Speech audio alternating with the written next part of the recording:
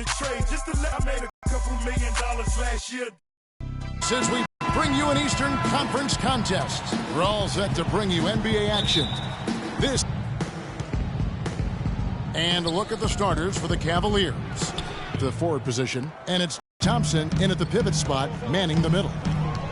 And it's strange to think that early last year, all the talk in the media was about the in-house fighting on the Cavs. Goes to show just how much better things are for a team when they're winning. To the inside, it's stolen by Hill. Feeds to Mahinmi. Good, the assist goes to Hill.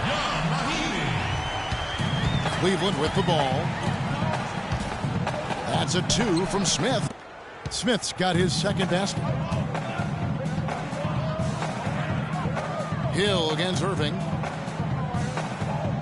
Pick up by Hill. Ellis kicks to George. Indiana moving the ball around. The drive by Hill. That's good. I like it. I like it. He broke out the fancy finish there. Well, Doris, an interesting game. Moments ago, you had a chance to talk with head coach Frank Vogel. What do you have to say?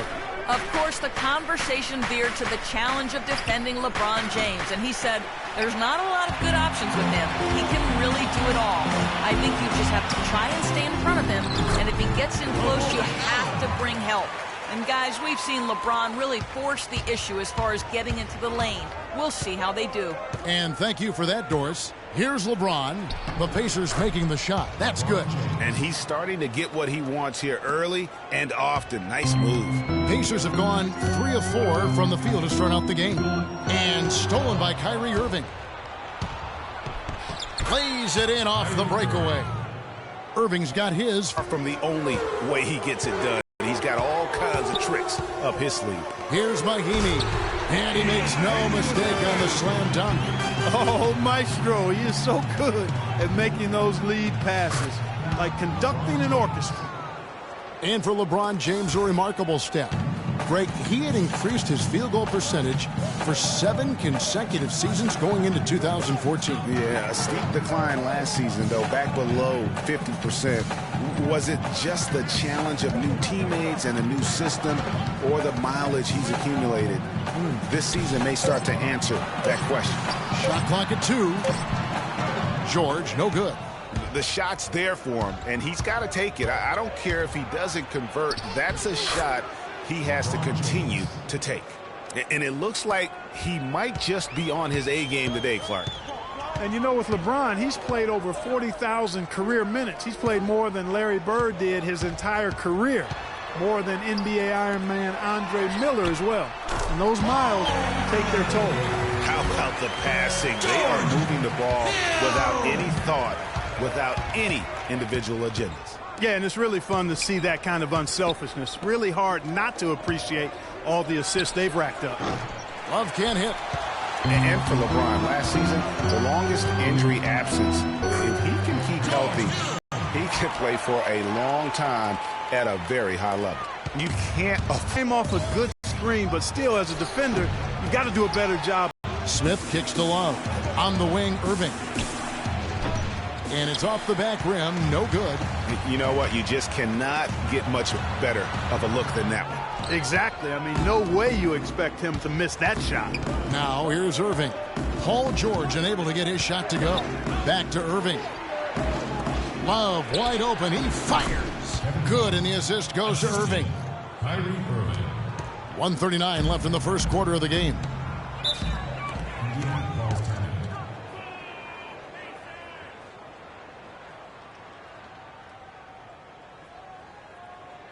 So timeout called here, the first for Indiana. And how big was last year's trade for J.R. Smith? I mean, sent from the Knicks to the Cavaliers around midseason, Smith began to post some of the better numbers of his career, helping prove that for a tumultuous personality like Smith's, environment is key.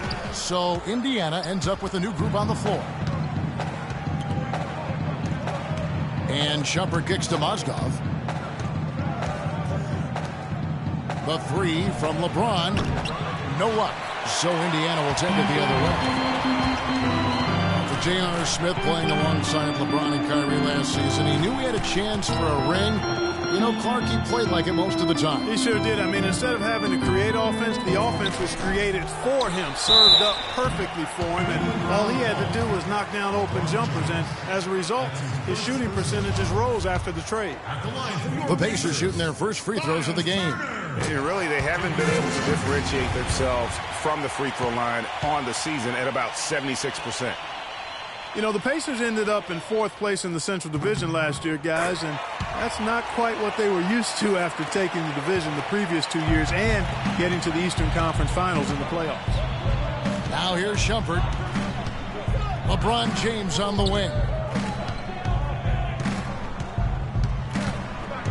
There's 47 seconds left here in the first quarter. And the bucket counts, and he's on his way to the free throw line. Try to make it a three-point play. Looking at last year at the Pacers, with Paul George out, the Pacers knew it would be tough to win the Central again. And they still played decently, though, going 8-8 in divisional games. And the Pacers played admirably. I mean, the division just got a lot tougher. If the Pacers bounce back, you could easily see 4 of the Central Division members making the playoffs in the near future. And he gets the bucket. James has got 11. Boy, has he put his foot on the pedal here this quarter. He's doing a terrific job in terms of leading their offense. Now here's Lawson. He's had some playing time, but no scoring yet from him. Stuckey outside. And again, it's Indiana. The lead changes hands once more. There has been no separation between these two teams. You know, it's made for one heck of an entertaining game. Even when it hasn't been the best basketball being played, it sure has been fun to watch. And it's Miles missing. Oh, tight defense being played right there. Got right up on him and forced the miss. Textbook work. Close enough to bother the shot. Good challenge, but disciplined enough to avoid. And we got a chance to hear from LeBron James about the hard work and preparation he brings into every game. I think you'd have to say the preparation really shows on the court in his play, and rarely does he look surprised out there or caught off guard. And Kevin, that's really just the mark of a total pro. And I don't think oftentimes the fans appreciate how much goes in terms of preparation. Some guys get it and some guys don't. But he's a perfect example of what proper preparation means in terms of preventing a poor performance. And the second quarter getting underway. No team gaining an edge so far. And when you consider how the Pacers are doing, guys, what do you think? They've been a well-oiled machine offensively thus far. They've kept the ball moving, Greg, and their opponents chasing after it. That's how they've piled up all the points. We've got Solomon Hill. Hill is out there with Ellis. Then it's Paul George. And it's Turner in its center, locking down the middle. That's the 5 to begin the second quarter for the Pacers. Mahimi's checked in for the Pacers. George with the ball. Now Smith defending, and the basket by Hill. You know what? That's what you like to see. A perfect pass leading him right into the shot. Didn't even have to break stride. You know, I can think of one way to describe George Hill. It's the culmination of several attributes. I mean, he comes from the school of Popovich, plays under control, always in the right place defensively. The way I describe him is just steady. Boy, they are passing the ball very crisply right now. They really are, and their last 3 buckets have come by way of an assist. Back to Ellis. The shot is off. Good D by Thompson. That is some tough defense there against one of the better finishers in our game. An interesting thing about George Hill, he was traded from the Spurs to the Pacers a few years back. Many people were surprised the Spurs would even trade a valuable veteran when they were trying to win a championship. But who did they trade him for? Kawhi Leonard. A pretty good deal. Well, you know, Hill is really solid. He knocks down open shots, can run the offense or play off the ball equally well. I think he's a terrific combo guard. Gives you a little bit of everything and does it in a professional way. And that's typically what attracts him to other teams. Allen's checked in for Indiana. And George kicks to Ellis. Indiana moving the ball around. And it's Hill penetrating. Rebound by Dellavedova. The Cavaliers trail by 5. Guys, they're looking for a spark here. Yeah, I mean, a cold stretch offensively. They desperately need a basket. Cavaliers with the rebound. Those are chances almost always you can rely on him to get you 2 points, but the D just enough to keep him out of rhythm. To the wing on the left, to the inside. Here's Love. That drops, and it comes off an assist from Dellavedova. And now just a 3-point Pacer lead. Pacers have gone 50% from the floor in the second quarter, 3 of 6. The shot by George, no good. Hard to figure out how he doesn't knock that one down. No defender in sight. And the rejection by Mahinmi. Pacers leading by 3. Irving with the steal. Now Cleveland moving it up. And it's Smith missing. And you saw how quick the defense was. They were ready for him. They got the hand in the face there and made that much more difficult. Yeah, and every team needs that kind of rugged interior defense because you want to try to distract your opponents when they get inside, and you also want to make them uncomfortable in their shot attempts. The Cavaliers again can't hit. The Pacers have gone 4 of 8 so far here in the second quarter. They push it up 4 on 3. Hill with it. Guarded now by Irving. And there's the call on Kyrie Irving. That's his first foul. Rodney Stuckey's checked in for Ellis. And the Cavaliers will go with a different look here. Mozgov, he's checked in for Tristan Thompson. Fry comes in for Kevin Love. James checked in for Smith. And Shumpert in there for Matthew Dellavedova. Here's Shumpert.